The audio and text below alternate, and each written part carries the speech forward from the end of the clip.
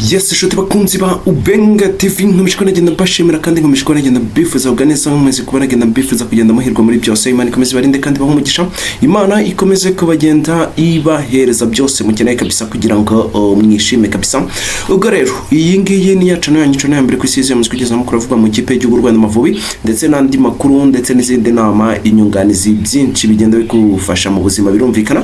Ubwo rero reka dutangire ariko icyo ngusaba ni kimwe kora subscribe no utarayikora kandi amaze gukora kuri subscribe ze kwibuka gukora kuri like kuko ni ingenzi cyane. Aha ngaha rero tugiye kujya tuganira muri no minsi cyane ku Mavubi birumvikana amakuru avugwa mu Mavubi kabisa atavanje ameze neza cyane. Ubwo rero ube tayari kabisa kugira ngo ibintu byose bikomeze bigenda neza cyane kabisa ugenda ubona amakuru menshi cyane. Ikipe y'u Rwanda Amavubi rero iri kwitegura imikino ya FIFA series igiye kubera i Kigali kabisa. Amavubi azagenda aca cyane n'amakipe y'ibihugu nka Granada. Ubwo rero harimo imyiteguro myinshi cyane ariko ahanga nkuko mubizi mba ngomba kugenda mbahereza kuri ya makuru update ku Mavubi kabisa. Ese abakinyi bayo barimo bagenda bitwara bate hanze y'igihugu kabisa uko barimo bagenda bitwara rero niyo mpamvu tugiye kugaruka ku mukinyi witwa Herve Araujo. Herve Araujo ni umusore wavutse ku tariki 7 rwose z'ukwezi kwa 10 rwose mu mwaka 2004. Uyu musore afite imyaka 21 ubu tuvugana, afite metero 1 na santimetero 82, yambara nimero 24 mu mugongo, akaba ari umusore ukinisha ukuguru kwe rwose kw'indyo birumvikana. Kandi uyu ni umusore ukina mu cyo bita defensive midfield, ni umusore ukina nk'umudefenseri, ashobora kuba yakinira myanya yose uko ari nayo muri defense, akaba yakina na nimero 6. Uyu musore afite ubwene gihugu bw'Ubwongereza n'u Rwanda kabisa. Uyu musore akaba ari mu kipe ya Colchester United gose. Uyu musore contrat ikabisa arangira ku 30 z'ukwezi kwa 6 mu mwaka 2027 kabisa. Uyu ni umusore ahagaze agaciro k'ibihumbi 155 by'amayero. Uyu ni umusore w'umunyarwanda akina mu kipe twa Colchester United yara mu Bwongereza kabisa mu cyiciro cya kabiri kabisa. Uyu ni umusore ukomeye cyane rero umeze neza cyane ukina uhozaho kabisa, bitari bya bindi tujya tubona abanyarwanda nyine tukabona rwose byaragoranye. Uyu ni umusore rero uhozaho kandi ukina birumvikana, ariko ahantu wamenya nyina akunda kwikinira cyane, akunda kurikina 4-5 ndetse yewe na nimero 3 naho ngaho cyane aba aryamye. Uyu musore rero akaba ari umusore rero wakuriye mu kipe ya Fulham nuko rero iza kumutiza mu kipe ya Colchester muri yaje kuba yava rwose muri Fulham yerekeza muri Chesterfield mu mwaka wa 2024 rwose. Ubwo rero ari mu kwa 8 ku itariki 15. Ubu ngubu rero ari muri Colchester United nk'inizanyo, ariko yagezemo muri Colchester ku itariki 29 z'ukwezi kwa 5 2025, akaba inizanyo izarangira 2027 utariki 30 z'ukwezi kwa 6. Uyu ni umusore rero contribution ye cyangwa se rating ye muri mu mezi 12 ashize, ni umusore nibuze ufite amanota 7 ku 10. Ni umukinyi mwiza cyane kabisa, ni umukinyi mwiza cyane aho rwose akunda kwitwara neza cyane mu mikino. Numwe mu basore rero bo kurebwaho kabisa bakomeye cyane, ushobora kugira byinshi yafasha ikipe y'igihugu y'u Rwanda Amavubi. Uyu musore akaba ari umwe mu basore bakomeye cyane rero rwose nagomba kuba nagenda mbabagiraho. Ikipe rero ya Colchester kabisa. Uyu musore ubwo aheruka mu kibuga ejo bundi kuwa 3 kabisa, hari ku itariki 3 z'ukwezi kwa 3 2026, hari ku isaha rwose y'isa 2:45 saa 3:45 ubwo ikipe ya Colchester yari yasuye ikipe yitwa Chesterfield n'undi umusore yavuyemo, maze rero Chesterfield iza kubatsinda ibitego 3 ku busa. Uyu musore rero witwa Araujo yabanje mu kibuga wakina umukino wose, gusa yaje no kubona ikarita y'umuhondo. Uyu musore rero rating ye muri uyu mukino akaba ari umusore wari ufite rating ya 6 n'igice kimwe ku 10. Uyu musore rero akaba yitwa Araujo. Uyu musore rero ikipe ya Colchester ikaba ari imwe mu makipe nyine akomeje kwitwara neza cyane kabisa.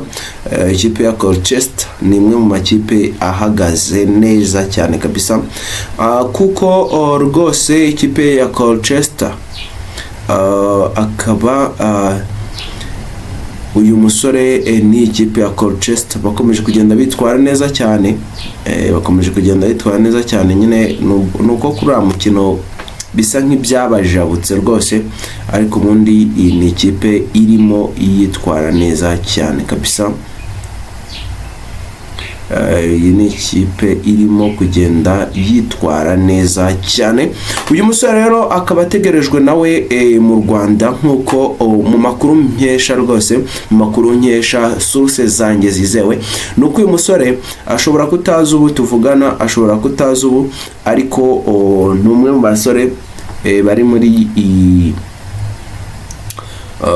n'umwe mu basore bari rwose muri radari, ni umwe mu basore bari muri radari kabisa z'ikipe y'igihugu Rwanda Amavubi, aho arimo agenda aganirizwa ku mugoroba washize rero. Uyu musore kandi ikipe ya Colchester United yari yamanutse mu kibuga kabisa. Colchester United yari yamanutse mu kibuga, gusa uyu musore ntabwo yigeze akoreshwa muri uyu mukino, kuko iyi kipe ya Colchester yamanuyemo mu kibuga umunyezamu wawe witwa Masi. Kuri nimero 2 baba gukoresha umusore twa Vincent Yanga, bakoreshaga mu mutima wa defense bita Tuchel ndetse na Flanagan. Kuri 3 bakoreshaga umusore witwa Terry, maze rero imbere yabo aba mediateur babiri yari Bishop ndetse no umusore witwa Balbrook. Imbere yabo gatoya bakoresha abakinyi, kuri nimero 17 hacaga umusore witwa Lezibie, kuri nimero 11 hacaga umusore witwa Anderson, ku 10 hacaga umusore witwa Mbika wakinaga inyuma y'umwatako witwa Tovide. Maze rero uyu musore witwa Anderson niwe yaje wari guca kuri nimero 11 yambaye rwose nimero 7 mu mugongo. Umusore yaje kuba agenda atsinda igitego, araza no kuba man of the match. Uyu musore wacu rero witwa Araujo kuri uyu mukino rwose nta nubwo yarari no mu basimbura. Araujo nta nubwo yarari no mu basimbura kuri uyu umukino kabisa. Nuko ngoko ibintu bimeze. Uyu musore wacu w'umunyarwanda witwa Araujo ntabwo yarari no mu basimbura muri uyu mukino, kandi nta mvune afite, gusa ashobora kuba yaruhukijwe, nicyo gishoboka. Yaruhukijwe kuko uyu ni umwe mu basore bakomeye b'ikipe, umukinnyi ukina match zose kabisa, match zose arazikina. Ubwo rero kuri uyu mukino ntabwo uyu musore yigeze agaragara. Icyo ndimo kukubwira rero ni uko uyu musore ari umwe mu basore rero barimo bagenda batekerezwaho kugira ngo baze mu kipe y'igihugu y'u Rwanda Amavubi. Ni umusore ukina ku rwego rwiza, ukina mu kipe nka Colchester. Iki ni icyiciro cya 2 kabisa hariya mu Bwongereza. Ni ibintu bikomeye cyane, kabisa. Ni ibintu bikomeye cyane rero. Ubwo rero icyo wamenya kandi kuri ikipe ye, muri kino cyiciro cya 2 mu Bwongereza, iyi kipe ihagaze ku mwanya wa 8 n'amanota 56 kabisa, mu mikino 36.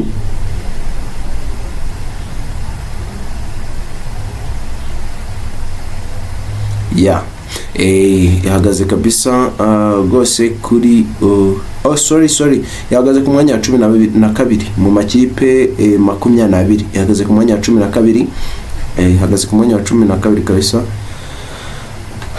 Ikaba ihagaze ku mwanya wa 12 n'amanota yayo kabisa 52 mu mikino 35 kabisa.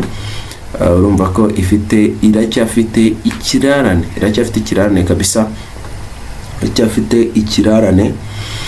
Ubwo rero ikipe iracyafite byinshi byo gukora kugira ngo yivaneyo ibintu byose bigende neza cyane kabisa.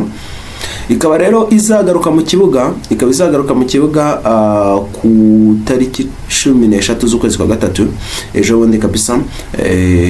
Birumvikana bazamanuka mu kibuga ku isaha ya 3:45 bazabakiriye akina umusore w'umunyarwanda, ariko ndabona ntawe ugikinamo, ntawe kabisa. Nuko nguko rero ibintu bimeze banyarwandakazi, nuko nguko ibintu bimeze. Ubwo rero icyo nabibutsa ko nuko wakora kuri subscribe kugira ngo tukomeze tugenda tuganira no ku bandi bakinyi. Imbere hari ibindi biganiro byinshi kandi byiza. Ubwo rero kora subscribe n'utarayikora, maze namaze gukora kuri subscribe uze gukora kuri like kugira ngo ibintu byose bigende neza cyane. Ndabakunda cyane kandi Imana ikomeze barinde. Ciao, tuze kubona mu biganiro biri imbere. Muri comment tubwire niba hari ibyo wumva twakongeramo cyangwa twakosora, cyangwa se umukinyi wifuza ko tukuganiriraho. Ubundi amahoro y'Imana akomeze bane nawe kandi Imana ikomeze barinde. Ciao, ndabakunda cyane, Imana ikomeze barinde. Hasta la vista.